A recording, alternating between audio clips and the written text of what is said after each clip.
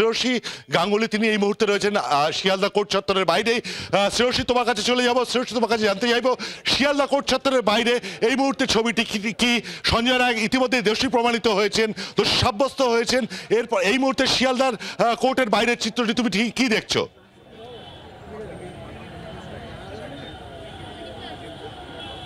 একেবারে দেখো, প্রবল নিরাপত্তা ব্যবস্থা রয়েছে এখানে। এই গেট দিয়ে কিন্তু কার্যত দেখাবো যে এইখান দিয়ে কিন্তু সেক্ষেত্রে কিছুক্ষণ আগেই সেক্ষেত্রে আরজি কর নির্যাতিতা তার মা বাবা ঢুকেছেন এবং এই মুহূর্তে কিন্তু আর কিছুক্ষণ যেটা অপেক্ষা চলছে যে আর কিছুক্ষণের মধ্যে কিন্তু তিনি বেরোবেন এখান থেকে।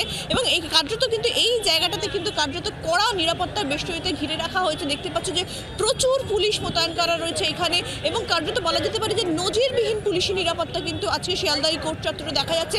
এখানে আর কিছুক্ষণের মধ্যে যে গেটটার সামনে আমরা দাঁড়িয়ে আছি, এই গেটটা দিয়ে সেক্ষেত্রে নির্যাতিতার মা বাবা বেরোবেন এবং ঠিক দূরে দেখছো যেখানে সাদা গাড়িটা রাখা রয়েছে, যে সাদা গাড়িটা ওখানে একটি সাদা যে গাড়ি রাখা রয়েছে, সেই সাদা গাড়িটা কিন্তু কার্যত ওইখান দিয়েই কিন্তু বলবো তোমাকে যে সেক্ষেত্রে সঞ্জয় বেরোবে, আর কিছুক্ষণের মধ্যেই কিন্তু সঞ্জয় সেখান দিয়ে বেরোবে। ফলে সেই জায়গা থেকে বলা যেতে পারে যে সেখানেও কিন্তু দেখতে পাচ্ছ যে প্রচুর পুলিশি নিরাপত্তা রয়েছে।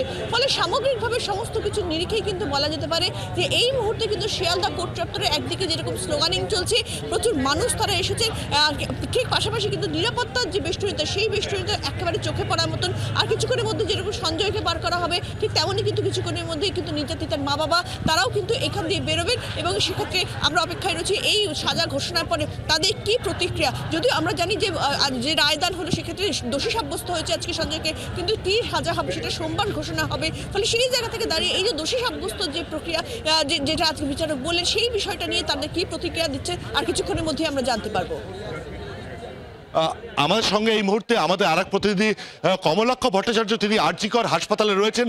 যে আরজি কর হাসপাতালে গত 9 আগস্ট তার এই তরুণী চিকিৎসকের দেহ পাওয়া গিয়েছিল। এই মুহূর্তে তারপরে আমরা দেখেছি আরজি করে একের পর এক আন্দোলনের ঢেউ দেখেছি আরজি কর হাসপাতালে। 14 তারিখে ভাঙচুরের ঘটনাও আমরা দেখেছি। সেই আরজি কর হাসপাতালের এই মুহূর্তে চিত্রটা কি, তুমি কি দেখছো? কমলাক্ষ, তোমার কাছে জানতে চাইবো।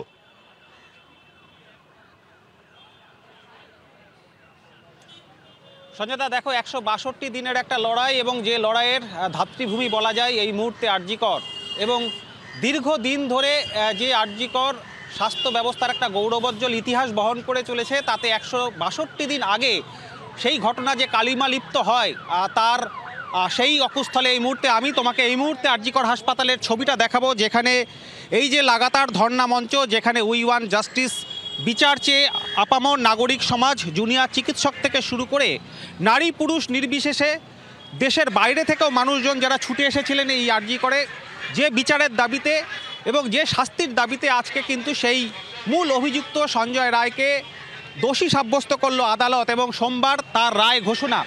সর্বোচ্চ শাস্তির দাবি কিন্তু এই মুহূর্তে রয়েছে এবং নির্যাতিতার পরিবারের তরফ থেকেও বলা হচ্ছে প্রকৃত দোষী যাতে শাস্তি পায় সেই দাবি বারবার করা হচ্ছে।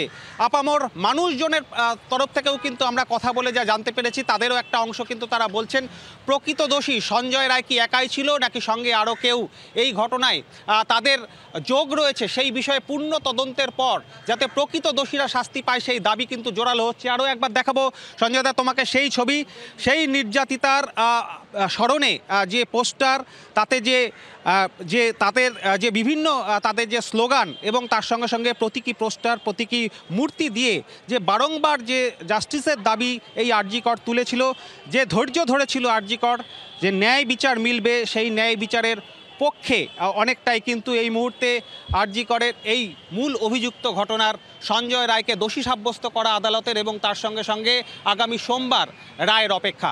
সঞ্জয়। বাংলার আওয়াজ, বাঙালির আবেগ, জি 24 ঘন্টা।